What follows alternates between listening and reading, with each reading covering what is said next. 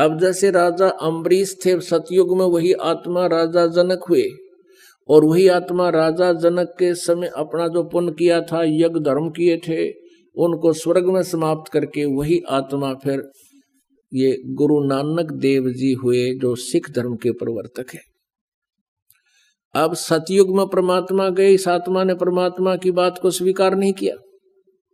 त्रेता में आए, इसके मिले राजा जनक को, ज्ञान जरूर सुना, आधार भी बनाया, लेकिन पूजाएं वही की जो उनके गुरु बताया करते थे। और वही आत्मा फिर नानक जी के रूप में ये भारतवर्ष में, यानी पश्चिमी पाकिस्तान वर्तमान में, पहले भारत ही था, तो वहां कालूराम मेहता के घर उनका जन्म हुआ। और कहते हैं जो जन हमारी शरण है, ताका हूं मैं दास, गेल गेल ला गया फिरो जब तक धरनी आकाश।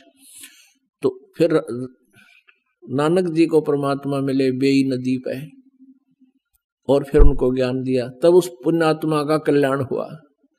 तो इस प्रकार उसी दृष्टिकोण से भगवान परमात्मा कबीर जी हमें बताना चाहते हैं कि जो साधना ये ऋषि लोग किया करते थे वो कैसी है। जैसे चंदन सर्प लिपटाई, शीतल तन भया विष नी जाई। अब जैसे चंदन सर्प लिपटाई, गर्मियों के दिनों में चंदन के पेड़ बहुत ठंडे होते हैं, चंदन की लकड़ी, और ये सर्प जो है गर्मी से शीतलता पर राहत पाने के लिए उन चंदन के पेड़ों के लिपट जाते हैं। अब परमात्मा क्या बताना चाहते हैं कि जैसे चंदन के पेड़ के लिपट के और सर्प शांति प्राप्त करना चाहते हैं, नहीं हो पाएगी, क्योंकि शरीर तो शीतल हो गया, जिस कारण से उसको बेचैनी है, वो उसके अंदर विष है, वो विष के कारण उसको बेचैनी होती है, और उस विष का नाश नहीं होगा तब तक उसको शांति नहीं हो सकती।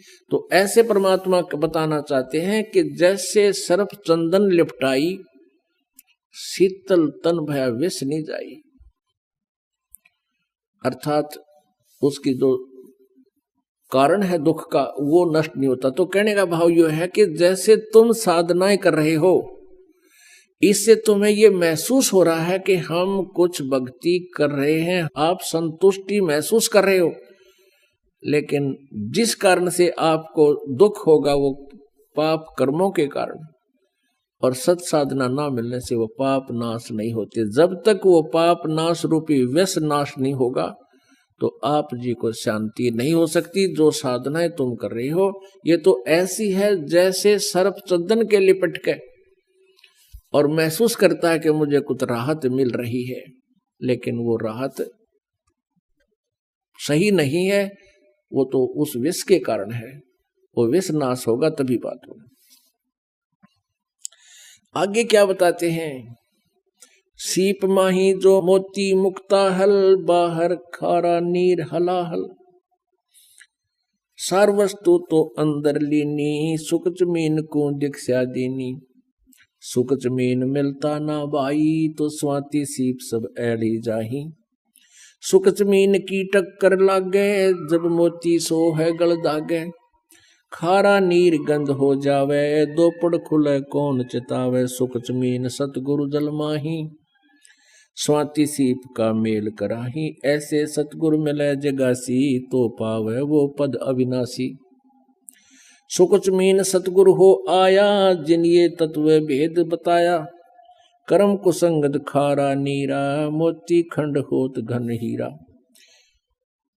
अब क्या बताना चाहते हैं, परमात्मा कबीर जी ने जो ज्ञान गरीबदास जी को दिया, यहाँ इन दोनों का, क्योंकि दोनों ही ऋषि विष्णु जी के उपासक थे, क्या बताते हैं,